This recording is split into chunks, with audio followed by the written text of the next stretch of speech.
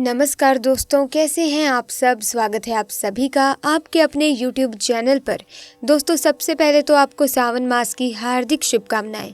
दोस्तों, सावन के पहले सोमवार यहाँ पर बांधे एक जोड़ा हरी चूड़ी, 24 घंटे में देखे चमत्कार।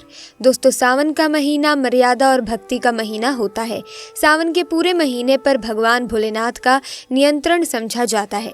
ऐसा समझा जाता है कि सावन के पूरे महीने में भगवान भोलेनाथ पूजा पाठ करने से प्रसन्न हो जाते हैं। प्राचीन ग्रंथों के अनुसार समुद्र मंथन के दौरान समुद्र से विष निकला था। इस विष को पीने के लिए भगवान आगे आए और उन्होंने विषपान कर लिया। जिस माह में शिवजी ने विष पिया था वो सावन का माह था। सावन भोलेनाथ का प्रिय महीना है। इससे संबंधी अनेक पौराणिक कथाएं और धार्मिक मान्यताएं भी हैं। इसीलिए जन साधारण लोग किसी और महीने में संयम और नियम का पालन करें या ना करें, परंतु सावन के महीने में संयम और नियमों का पालन जरूर करना चाहिए। तो आज का ये वीडियो बहुत ही सुंदर है, इसीलिए इसे बिना स्किप किए एंड तक जरूर देखिएगा। साथ ही अगर वीडियो में दी गई जानकारी अच्छी लगे तो वीडियो को लाइक और शेयर भी जरूर करना।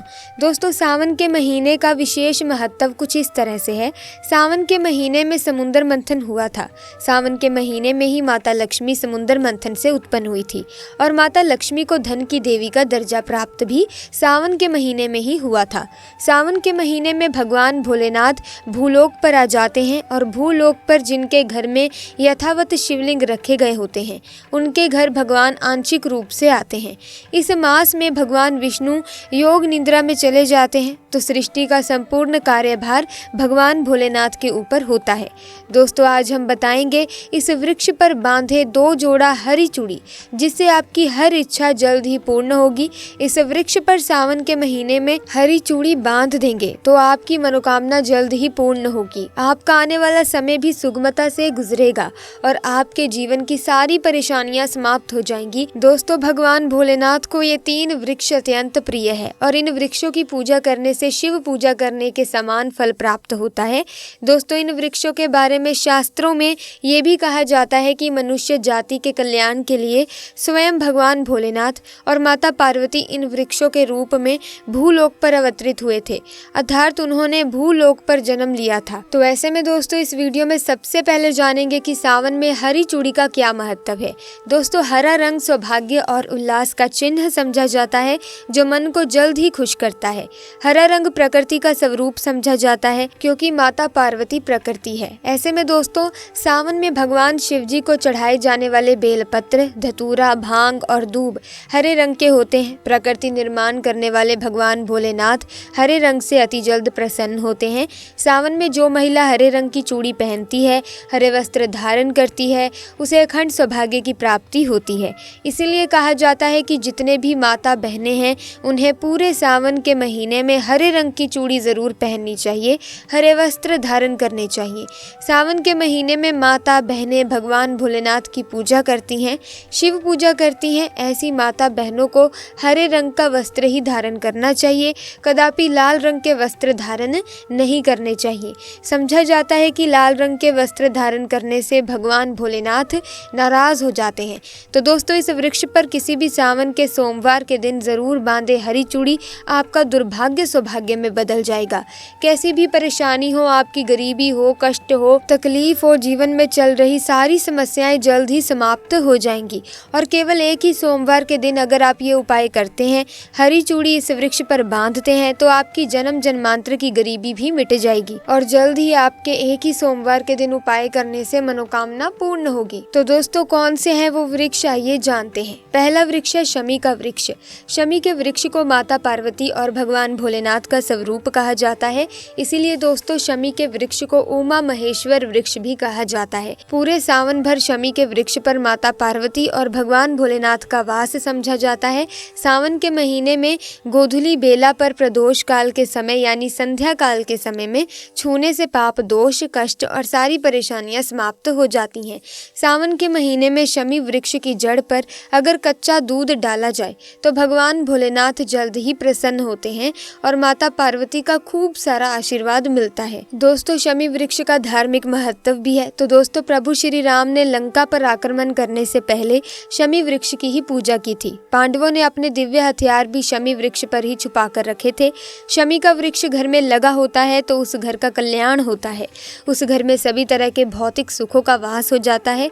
तो दोस्तों सावन के किसी भी सोमवार के दिन शमी वृक्ष पर उमा महेश्वर का ध्यान करते हुए 2 जोड़ी हरी चूड़ी और हरा रिबन जरूर बांधें, या फिर हरे रंग की जो भी श्रृंगार की वस्तु आपको मिल जाए वो जरूर भेंट करें। कोई भी आपकी मनोकामना हो एक ही सोमवार से पूर्ण हो जाएगी। पूरे सावन भर अगर शमी के पत्ते भगवान भोलेनाथ को उनकी पूजा में चढ़ाते हैं तो अष्ट लक्ष्मी आपके घर में वास करती है। आपके घर में कितनी भी दरिद्रता हो, आपके घर में कैसी भी परेशानी हो, सब समाप्त हो जाती है और पूर्ण रूप से आपके घर में भौतिक सुख निवास करने लगता है। दूसरा वृक्ष है धतूरे का वृक्ष। धतूरे का वृक्ष भगवान भोलेनाथ के उग्र स्वरूप काल भैरव के ओर से उत्पन्न हुआ है। मान्यता है कि शिवलिंग पर धतूरे का पत्ता, पुष्प या फल चढ़ाने से राहु, केतु और शनि के कुप्रभाव समाप्त हो जाते हैं। धतूरे के वृक्ष पर सावन के किसी भी सोमवार के दिन अगर 2 जोड़ा हरी चूड़ी बांधें तो शत्रु से छुटकारा मिल जाता है, शत्रु का सर्वनाश होता है। दोस्तों अगर सावन के किसी भी शनिवार के दिन धतूरे के वृक्ष पर बाबा काल भैरव का ध्यान करते हुए हरी चूड़ी बांधी जाए तो घर से भूत प्रेत बाधा भस्म हो जाती हैं। छोटी सी धतूरे की जड़ घर के किसी भी कोने में अगर छुपाकर या फिर खनन कर जमीन में दबा दी जाए तो भूत प्रेत इत्यादि की बाधा समाप्त हो जाती है। दोस्तों तीसरा वृक्ष है बेल का वृक्ष। स्कंद पुराण में स्पष्ट लिखा है कि बेल का वृक्ष माता पार्वती के पसीने से उत्पन्न हुआ है। जब माता पार्वती का पसीना मंदरांचल पर्वत पर गिरा तो उसने बेल के वृक्ष का स्वरूप ले लिया। समझा जाता है कि बेल के वृक्ष का दर्शन करने मात्र से व्यक्ति के पाप मिट जाते हैं, स्पर्श करते हैं तो जीवन की सारी समस्याएं मिट जाती हैं। अगर आप भगवान भोलेनाथ को बहुत जल्द प्रसन्न करना चाहते हैं, आप भगवान भोलेनाथ पर खूब सारी चीजें चढ़ा रहे हैं परंतु बेल का पत्ता नहीं चढ़ाते तो वो प्रसन्न नहीं होते। पूरे सावन के महीने में बेल की जड़ पर ब्रह्मा का वास होता है। मध्य स्थान में भगवान विष्णु तथा संपूर्ण स्थान पर भगवान भोलेनाथ जी का वास समझा जाता है।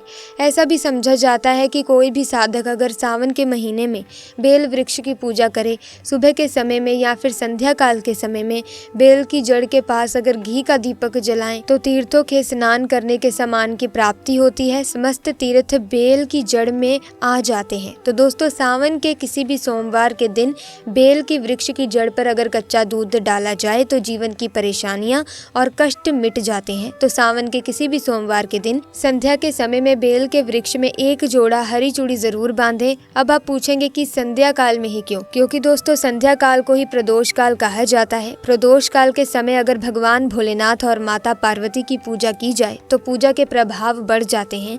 इससे मनोकामना जल्द ही पूरी होती है।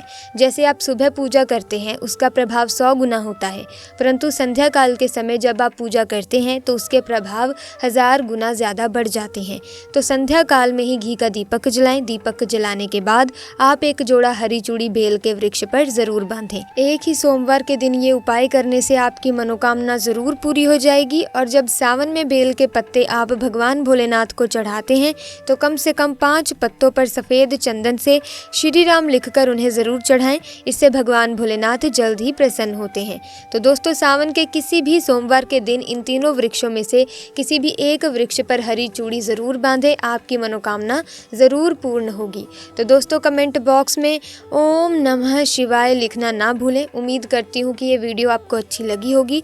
अगर हाँ तो दोस्तों इस वीडियो को लाइक करें, शेयर करें, साथ ही हमारे चैनल को सब्सक्राइब करके बेल आइकन को प्रेस कीजिए ताकि आने वाली नई वीडियोस की अपडेट आपको सबसे पहले मिले। तो दोस्तों जल्द ही मिलेंगे नई वीडियो में नई जानकारी के साथ। तब तक के लिए हमें दीजिए इजाज़त। आपका बहुत बहुत धन्यवाद।